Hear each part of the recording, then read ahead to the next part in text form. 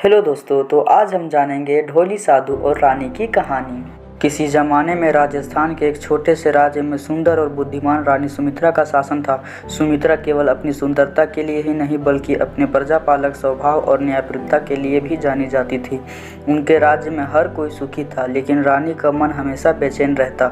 उनके जीवन में वैभव और ऐश्वर्य तो था, लेकिन एक सच्ची प्रेम और शांति का अभाव था। एक दिन राज्य में एक ढोली साधु का आगमन हुआ। वह एक ऐसा साधु था जो अपने लोकगीतों और कहानियों के माध्यम से जीवन के गहरे सत्य बताने में माहिर था।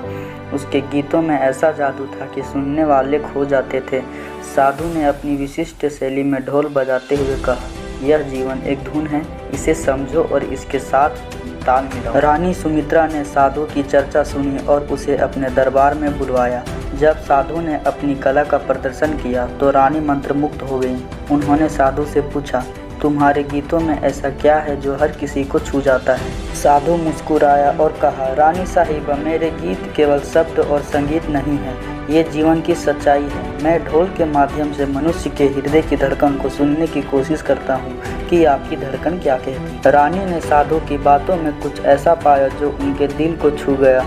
उन्होंने साधु से कहा, मेरे मन में बेचैनी है, सब कुछ होते हुए भी मैं अधूरी महसूस करती हूँ।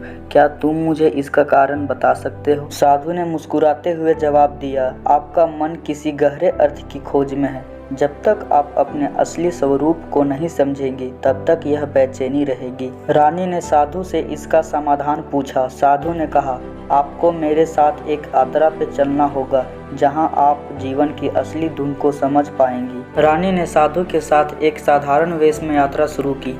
वे गांव-गांव गए जहां साधु ने अपने गीतों और ढोल की धुन से लोगों को आनंदित किया। रानी ने देखा कि कैसे साधु की सरलता और कला ने लोगों के दिल को छू लिया। एक गांव में रानी ने एक बूढ़ी औरत को रोते हुए देखा। वह अपनी गरीबी के कारण बहुत परेशान थी। रानी ने उसे मदद की पेशकश की, लेकिन साधु ने उसे रोका और कहा, पहले समझो कि उसकी समस्या केवल धन ही नहीं है।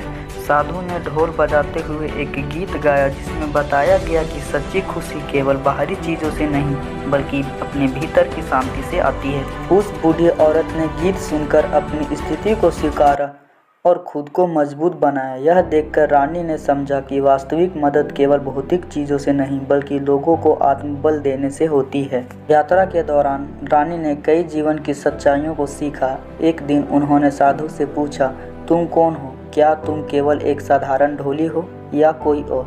साधु ने हंसते हुए कहा, मैं केवल एक ढोली हूँ, लेकिन मेरी ढोल की धुनें वही कहती है जो ब्रह्मांड में हर पल गूंज रही है। मैं तुम्हें सिखाने आया था कि जीवन की सच्चाई बाहर नहीं बल्कि तुम्हारे भीतर होती है। रानी ने महसूस किया कि उनकी बेचैनी का कारण यह था कि वे अपने भीतर के स्वरूप को नहीं समझ पाई थी। उन्होंने साधु का धन्यवाद किया और कहा, तुमने मुझे जीवन की सच्ची धुन सिखाई है।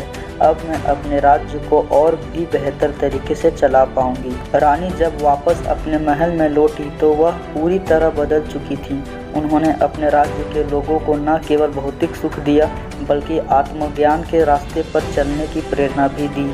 साधु ने अपने मार्ग पर आगे बढ़ने का निर्णय लिया, लेकिन उसने रानी को यह सिखा दिया कि जीवन की सच्चाई हर किसी के भीतर छिपी होती है। रानी और ढोली साधु की यह कहानी हमें सिखाती है कि सच्चा सुख और शांति बाहरी चीज़ों में नहीं बल्कि अपने भीतर की खोज में होती है। जब हम अपने जीवन की धुन को समझ लेते हैं तभी हम सच्चे अर्थों में जीवन जीना सीखते हैं। अगर आपको हमारी वीडियो पसंद आई तो हमारे वीडियो पर लाइक, कमेंट और शेयर करें और इसी प्रकार के वीडियोस देखने के लिए हमारे YouTube channel BK Hindi stories को सब्सक्राइब करें। मिलते हैं किसी नए कहानी के साथ, तब तक के लिए जय हिंद।